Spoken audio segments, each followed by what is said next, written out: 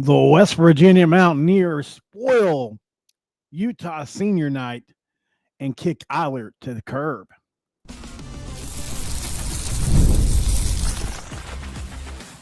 You are Locked On West Virginia, your daily podcast on the West Virginia Mountaineers, part of the Locked On Podcast Network, your team every day.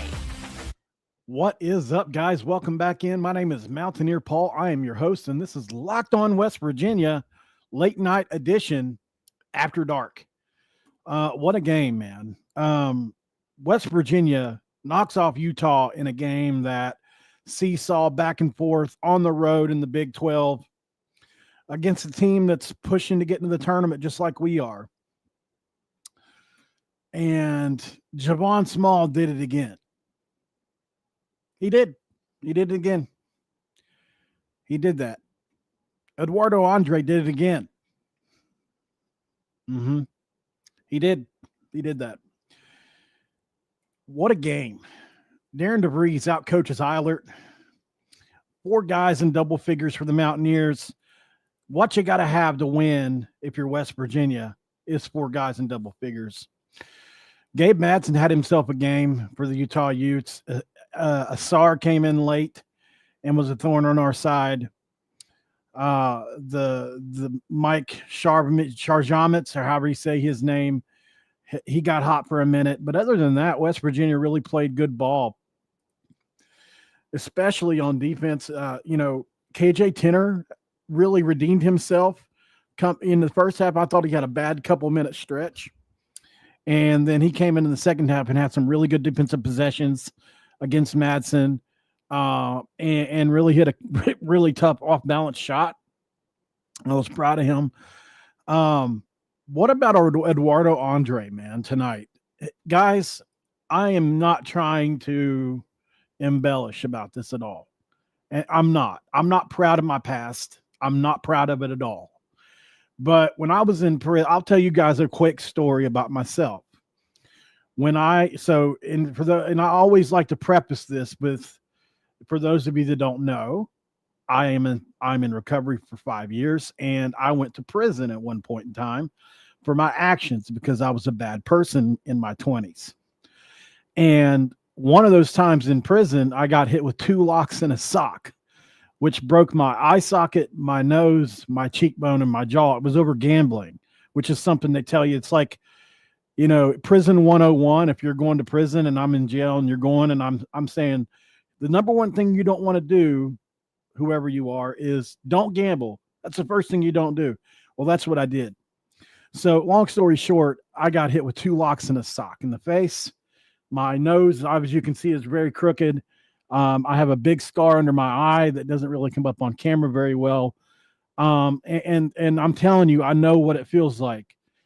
Eduardo Andre is a tough son of a gun.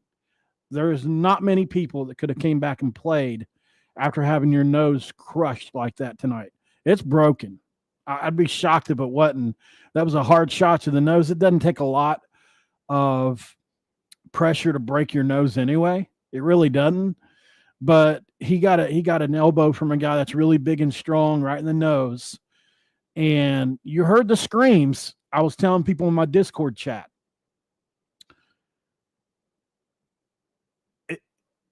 Those were bad. I didn't like listening to those. That gave me the creeps. Just hearing him scream like that, over the audio. I don't know if anybody else heard it, but I did. I had my volume up really loud, though.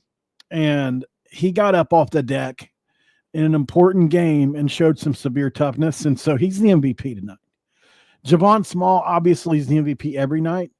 So, hopefully they gave the game ball to Eduardo Andre because of the toughness he showed. Can't say that he's not passionate about the game. Can't say he don't care.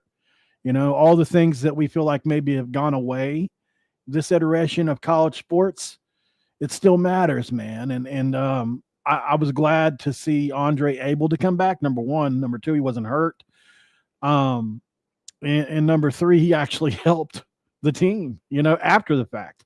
Nice little left-handed shot in the lane, really good defense. He was the better big tonight against how's that kid pronounce his name? Let me look again. Lovering. Is that it? And then the other one was, I think the other big they had playing. No, it was Lovering. Yeah, the kid that couldn't shoot free throws. So that's hard edge. Yeah, absolutely. Absolutely. Somebody in the chat put hard edge. So really, really happy for this team. This almost certainly gets us in the dance, guys.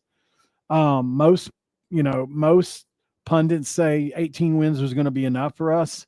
And you've got a UCF team that we should beat at home. Absolutely. That gets you to 19. And here's the good thing, in my opinion, from a resume standpoint. Now, we need the rest. I'm not saying that we should. I want us to get the double bye. Don't get me twisted here. If we win the next game, we got a small chance. If we need Baylor or TCU, I think, to lose, so that we can get in the top 8 spot. But even if we don't, we get Colorado, and that's a team we should be able to beat, get the 20 wins even. So, from a resume standpoint, you might be able to improve your seeding by not getting the double bye, because you're going to win that first game most likely if it's against Colorado, although you could lose it. I'm not saying you can't. In this conference, everybody's capable of beating you, but on a neutral court versus Colorado, I don't see why we would lose that game. And I think that would get us to 20 wins, because we're going to beat UCF more than likely. I mean, you got to give us a 70-30 shot on that. So, we're going to be we should be heavily favored. Resume against resume, we're a way better team. So I think we win that game, get to 19, which is right about where I predicted us to start the year. Which, it's standard for a first year team, right? And imagine if Tucker played. Anybody thought about this lately? I know it's like a common question that we ask, but this team wins 24 games, right? If Tucker doesn't play, like we're probably in the mix for a top 5 seed if Tucker plays, Unbelievable the value that Javon Small has, the coaching job that Darren DeVries has done, the toughness that this team has shown. Guys, they've given it their all. We have had nothing but fumes to run on here the last couple weeks. Give this team a hand if you're at home, guys. Man, these guys deserve it. I'm so proud to be a Mountaineer. I'm so proud of this team. I hope Darren DeVries stays forever. And God, as a fan base, we needed this win because, losing to Eilert, no offense to Josh Eilert, but it would have just been too much salt in the wound. Everything that's happened over the last 2 or 3 years with Hugs going out, our legendary coach that's never going to get the recognition he deserves now. That's another part of this that doesn't get talked about enough, but Bob Huggins will probably eventually get recognized, but it's not the same. Like it was not the same as it was going to be, right? He's not going to get the way out he was supposed to go. And to have Eilert come after being on the sidelines for him for 17 years and beating us and possibly putting us in jeopardy of losing, getting out of the tournament, man, that would have been too much for me to handle. So, although I wish Josh Eilert the best, and I hope they go on a run, hope they win out, hope they win the Big 12 tournament unless we play them, and good luck to the Utes. But this is going to be fun to see this team in the tournament. It's going to be fun to cover it. Because basically everybody says we're in now, even Lenardi, who's for those that don't know, I think Lenardi's missed one ever. Like he never misses because he's, privy to the information. It's like he knows the criteria. He knows the people making the choices. Every now and again they'll shock him and make a choice that doesn't happen. I think I've only seen it happen once. Normally he gets he'll get like all 60, however many there is then that year. Including the playing teams, right? So he always nails it. So Lenardi has us solidly in, so we're definitely in. So that's gonna be interesting, guys. But yeah, just a quick recap before we go to break here. West Virginia beats Utah on the road in a quad 1 win. That's huge. That is huge, guys. Even if we lose to UCF, we should still get in. I don't think that'll happen, but even if now, we should be good to go. This road win is better than 2 of those UCF wins at home. So it just is. It's just the way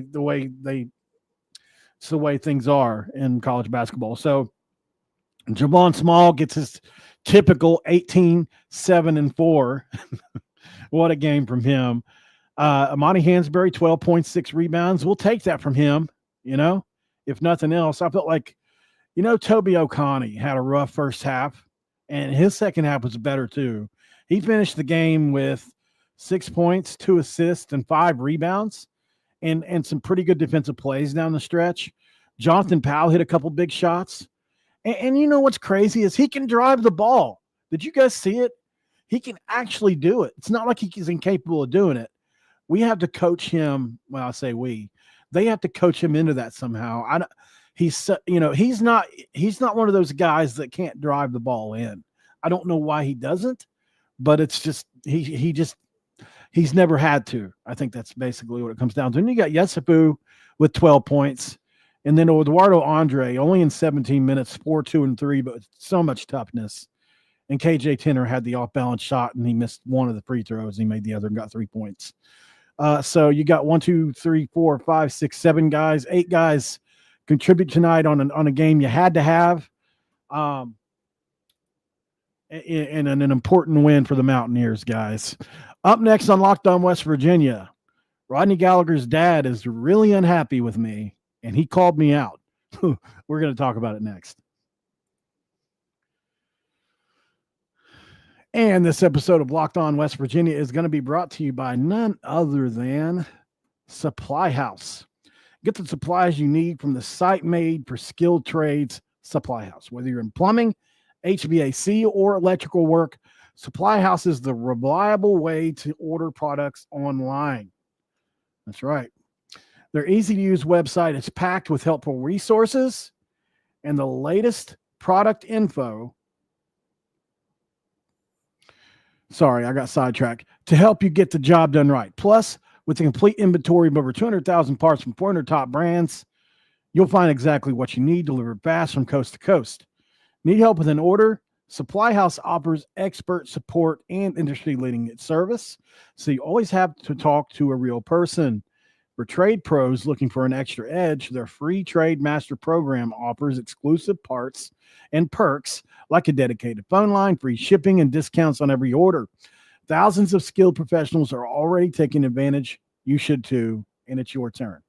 Join the Trade Master program today at supplyhouse.com/TM and start ordering plumbing, HVAC, and electrical supplies with just a few clicks. Plus, use promo code S-5 for 5% off your first order. Do that today at supplyhouse.com.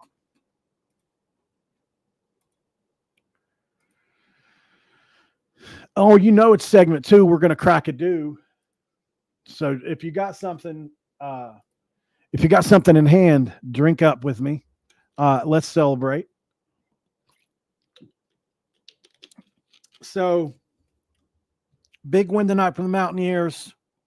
I'm going to take segment 2 in a little bit different direction because, to be honest, it caught me off guard. I just didn't expect this. I mean, if you guys watched today's show or earlier today, I made some comments about Rodney Gallagher based off of some comments that Rich Rod said today. They asked him about Rodney Gallagher because that's a storyline, obviously. And,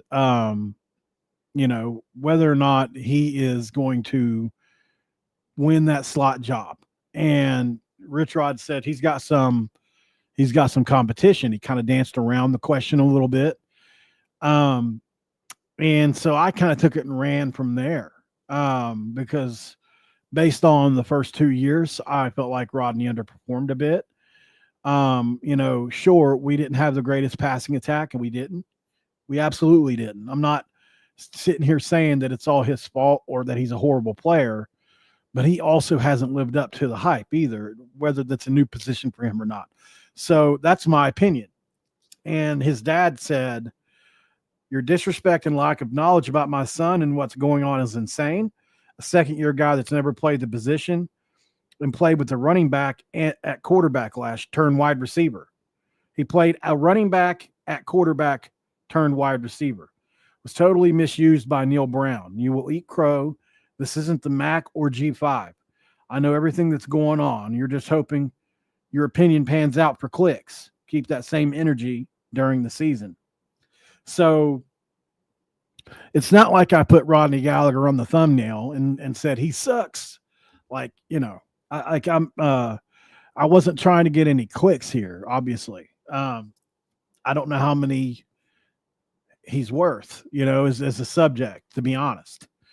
I mean, like it's not Jaheim White we're talking about here. It's Rodney. He hasn't panned out yet.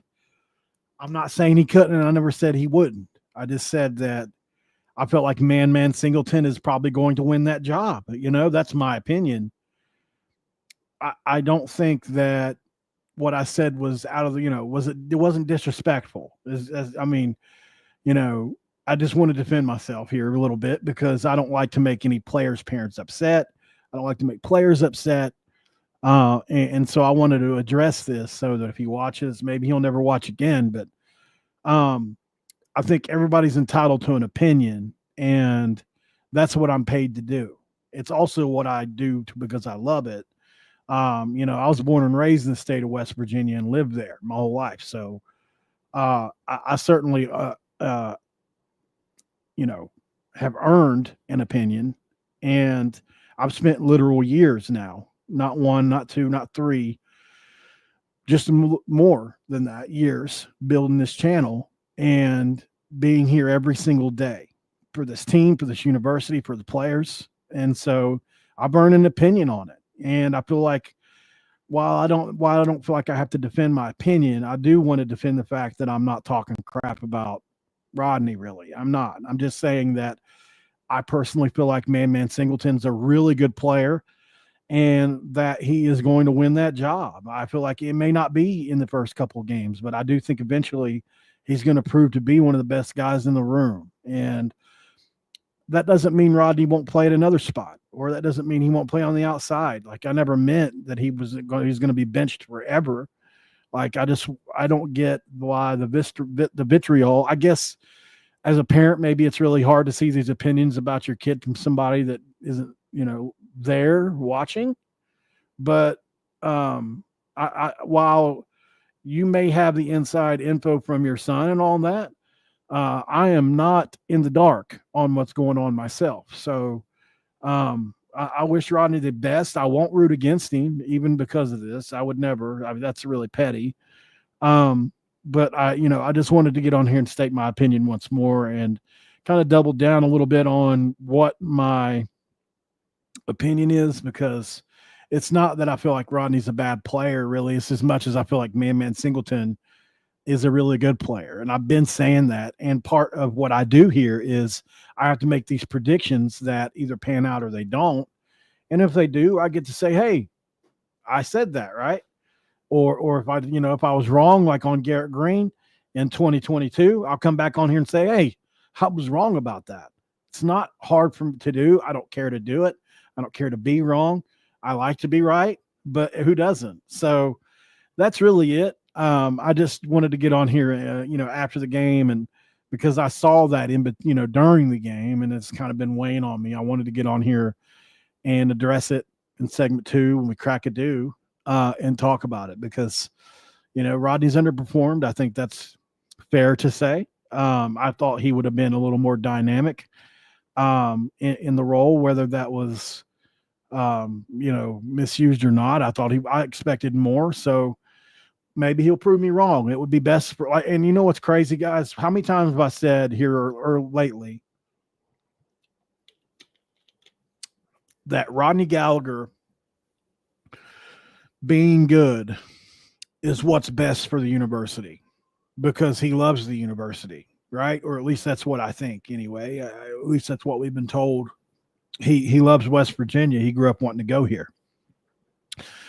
So somebody that may leave us at the drop of a hat being good is a little bit less better than somebody that loves West Virginia, like Garrett Green or somebody like that. And I'm not saying Man or anybody else doesn't, but when you can get guys that actually want to be at a spot that are good somewhere, that's the best case scenario. Like Nico, if he's good, I've said over and over, I think Jalen might win that job. I still feel good about that prediction, but I would rather Nico win it, because I feel like he'll stay if he ends up being good. Does that make sense? So same opinion with Rodney. I feel like he's a loyal guy that would stick around if he was good. So that's it, guys. I just wanted to get on here and get my opinion out of the way on that. Obviously, since I was called disrespectful and stuff. I definitely wasn't trying to be disrespectful. So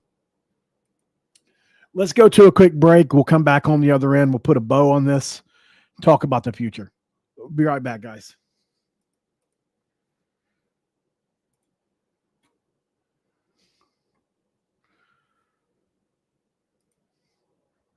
All right, and here we are back here on Locked On West Virginia, guys. West Virginia basketball gets a huge win tonight against Utah on the road in a quad one win, moving to 18-12 on the year with a chance for 19. Can you guys believe we're already here? It's March 8th. It's the last game of the year coming up. Unbelievable, man. 4 days away. 4 days away on Saturday. March is here, and we slid right into. If March was home base, we literally slid in at a play at the plate, right? Like, that's to make a baseball reference. So, yeah. So that's where it's good. It's I'm glad we made it, but for sure, one of those things that I was worried about at times here the past 6-8 weeks because that's the way the team had kind of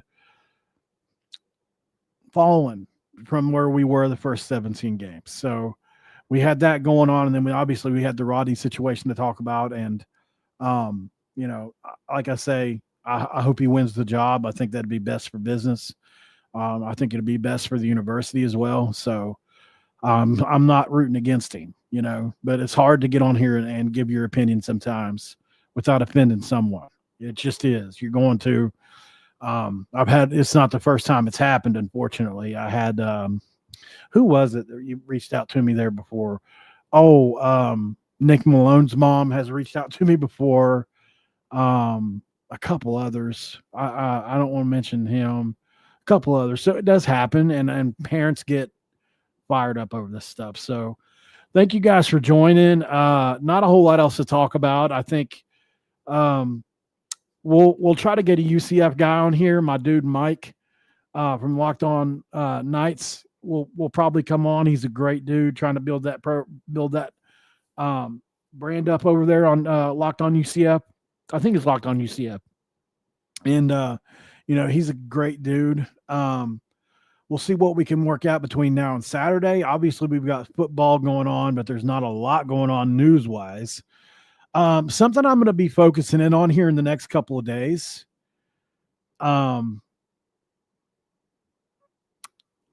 This cut to 105. Who was it that we're going to cut? I'm going to have a look at the roster and try to put something together, but that's going to be so hard because I don't know what positions they feel healthy at, what positions they don't feel healthy at.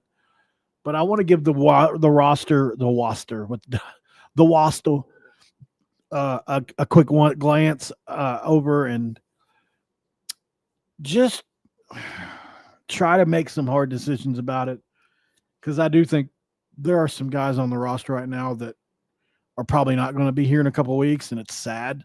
Like Rich Rod, I'm with Rich Rod on it. It's no fun. There's no fun part about having to cut guys, and so we'll try to get on that, and hopefully some other news happens. I just seen a report earlier. I'll probably do a video on this first tomorrow.